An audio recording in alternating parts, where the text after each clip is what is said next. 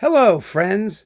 This is Dave Hurwitz, executive editor at ClassicsToday.com, here with the greatest recordings ever. I recently got a comment, a really legitimate and interesting comment from a viewer who said that this is the least useful series that I've done in a long time because there are so many different recommendations that I've made of recordings, sometimes of the same repertoire. You know, there are the Dave's Faves, there are the repertoire videos, there's this series, there's the reference recordings series, so all these different things, and we're talking about the same music, and sometimes the recordings are the same, and sometimes they're different. The ultimate recommendations are the ones that I'm featuring, and there's also somewhat confusing because people want to know which one should I get. Well, that's kind of deliberate on my part, and I confess, and if that's the case for some of you out there, I have to apologize, but the reality is, and the point I'm trying to make in doing these different things, is that you can look at these recordings of all of this basic repertoire, at least the basic repertoire, from numerous different perspectives. And there is no work in the basic repertoire that has not been fabulously recorded many times. That's just a fact.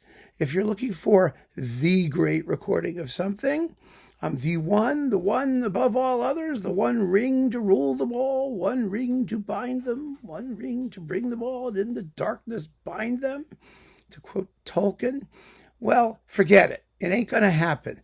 And I would be remiss and deceiving you if I said to myself, or if I said to you, well, there's only one recording of anything you need to have, and all the rest are somehow below that in some nebulous kind of way.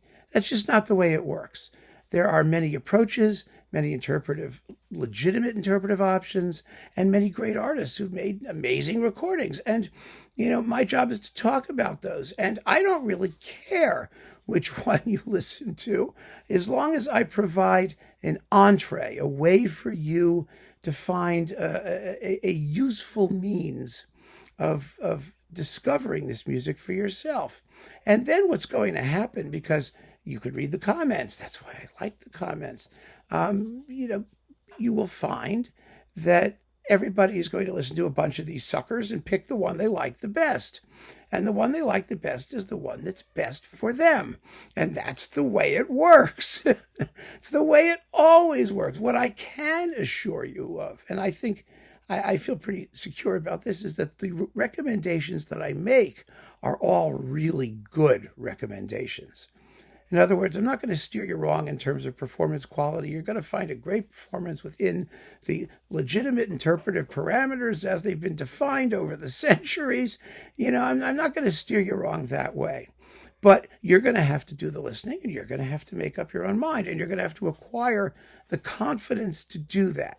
And I also hope to give you that. So that's the overriding purpose. I really assumed it and didn't think I really needed to articulate that, but just to be absolutely clear about what we're doing. That's what I wanted to just touch on that for a moment. Now, what we are talking about in the greatest recordings ever is Gershwin. And this is a recording where I've been very consistent. I have to say, after all that, I've been very consistent recommending this one recording is the best ever because it's just amazing. And it has very, very few, I think, equals. Very, very few. It's this one. Gershwin, it's all kinds of Gershwin. You get the Rhapsody in Blue, the complete Rhapsody in Blue, not the cut up, chopped up version. The Concerto in F, an American in Paris, the variations on I Got Rhythm, the Cuban Overture, all with Earl Wild playing the piano, and the Boston Pops Orchestra under Arthur Fiedler. And wow, what a disc this is. I mean, this was not all one disc when it came out. This is a compilation of several things on this compact disc, but the whole album is definitely one of the Gershwin albums, let's put it that way, that you absolutely positively must have. It's not even a question. There are others. I can tell you what they are, and I will at some point. But here, I mean, come on. It's you can play this performance of the Concerto in F and then compare it to any other, and you will not find anything, I think, that matches it for excitement, cogency, propulsiveness, and in the finale, sheer balls, just fire and passion and excitement. It's extraordinary, and it's fabulously well recorded, just amazingly well recorded. The Rhapsody in Blue, absolutely the same thing. It's brilliant. It's marvelous. Earl Wild, if you read his biography, which is just fascinating, talks about how he became known as a Gershwin pianist. He was not. He didn't feel that music was, the stuff he wanted to play for the rest of his life. He liked Sharvenka. I mean, he liked, the interesting classical highways and byways and a lot of other things. The big, giant romantic stuff. He liked Liszt. He liked to improvise. He liked to transcribe. He was an amazing, well-rounded musician. But he wound up being a Gershwin guy because he was also working in television and radio for much of his career. And so as a result of that, he wound up doing broadcasts and stuff, and he knew Oscar Levant, and he got in with the Gershwin crew. That's the bottom line.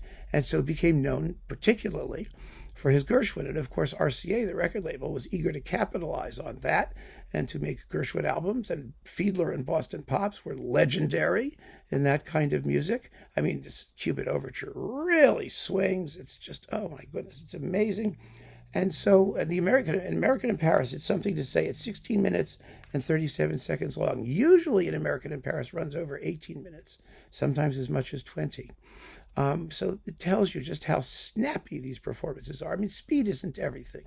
You've got to have style. You've got to have, all the other musical qualities, of course.